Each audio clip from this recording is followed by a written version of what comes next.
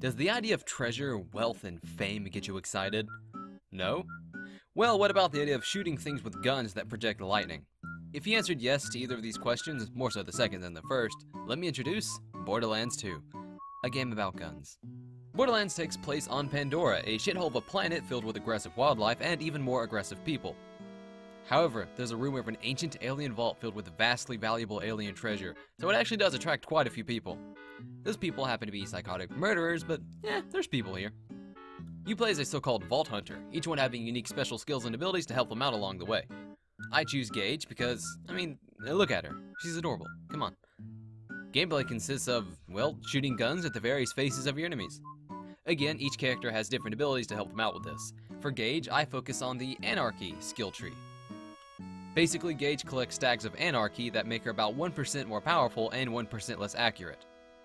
After getting, say, a few hundred stacks, gameplay devolves into just filling every inch of the screen with frickin' bullets.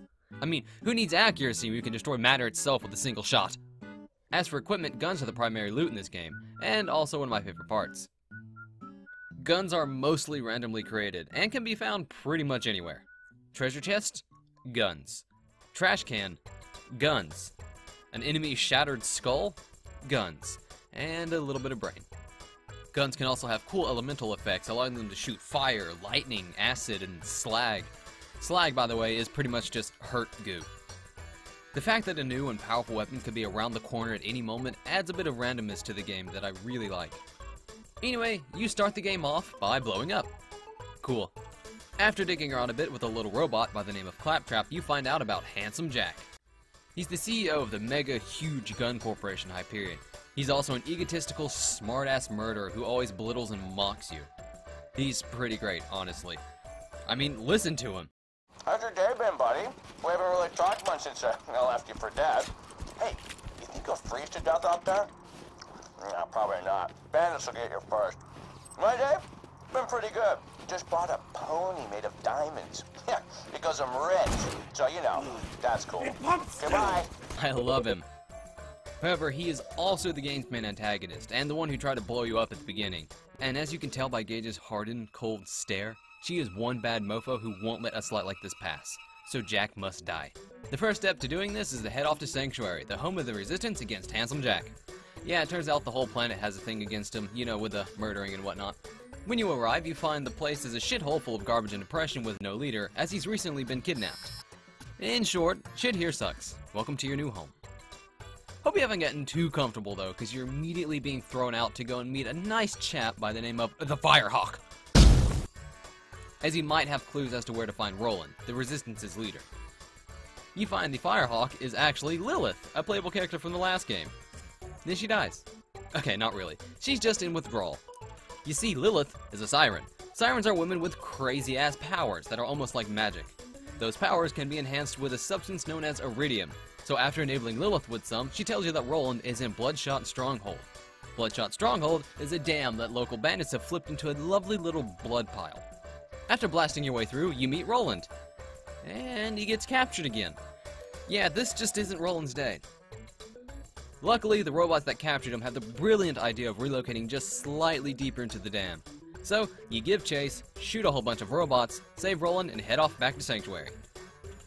Here, Roland tells you that the vault isn't actually a vault. Rather, it's a giant weapon of incredible power. And Jack's after it.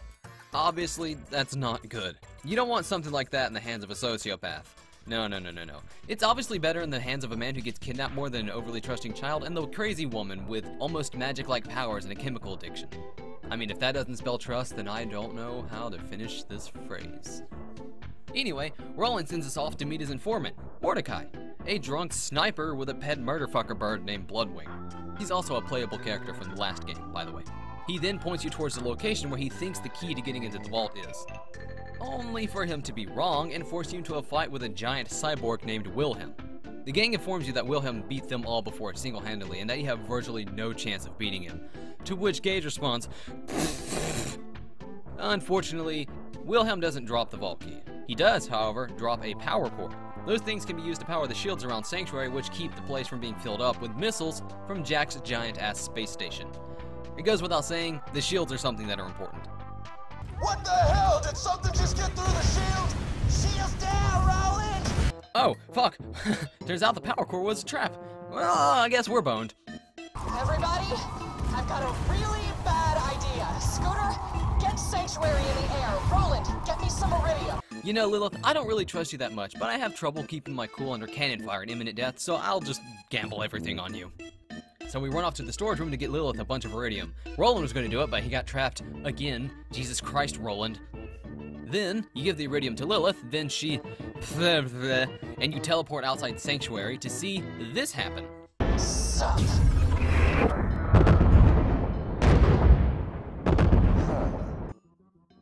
Lilith just teleported an entire city. I am now too scared to continue ragging on Lilith. You make it back to Sanctuary and find that the group is ready to make a move on Handsome Jack. But not before introducing the last character from the previous game. Meet, and that's M-E-A-T, Brick. He's big, he's scary, and he likes dogs. After getting the gang together and fighting off a giant robot that makes lovely noises like this, you head into a Hyperion facility to steal the vault key from Jack. Then this happens. Lilith, take the vault key to Tanis. I'm going after Jack. Roland! Son. You bastard! I'm gonna... So, yeah, Roland's dead, and now Lilith is under Jack's control. Luckily, Lilith does manage to teleport you back to Sanctuary. So, with Roland and Lilith out of the way, it's up to Brick and Mordecai to take the reins of things, and they actually get shit done pretty well. I mean, who'd have guessed that the man who couldn't break his way out of an open cardboard box would be a bad leader? So, with Mordecai's help, you find the location of the vault and confront Jack, who is using Lilith to activate said vault. Because, you know, she's a siren. You come too late, however, and Jack activates the warrior. It is a little underwhelming, to be honest. I mean, this world has teleportation, space travel, the ability to reconstruct entire human bodies digitally. So, big moving statue? It's not really that impressive. Especially when you consider the fact that it has a huge design flaw. Its weak point is its chest. Like, its entire chest. So, yeah, the fight consists of shooting it in the chest a whole bunch of times. You beat the warrior, surprise, and find a defeated and inconsolable Jack monologuing. I take this opportunity to do the righteous and noble thing and shoot Jack just right in his fucking face. Felt good. And now with Jack on, it's up to Lilith to get rid of the vault key and bring this adventure to a close. But to her surprise, she accidentally activates a map of what is believed to be a bunch of different vaults located throughout the galaxy. Lilith then jokes that there's no rest for the wicked, and credits. So, sarcasm aside, I do genuinely love this game. I've beaten it easily over 20 times, and I probably will end up beating it more. I like the blend of action, looting, and RPG elements. I like watching my character grow and develop new skills. I like looking around for cool new guns. I like the strange world of Pandora and its even stranger inhabitants. This is a game I revisit very often, and honestly, it's kind of nice having a game I can just go back to whenever I need something to do. This is easily one of my favorite games, and I recommend you try it out if you haven't yet. So, that's that. Thanks for watching. Hey, if you liked the video, why not share it around? Who knows? It may be the thing that helps me crawl my way from the bottom of this dank-ass cellar we call YouTube.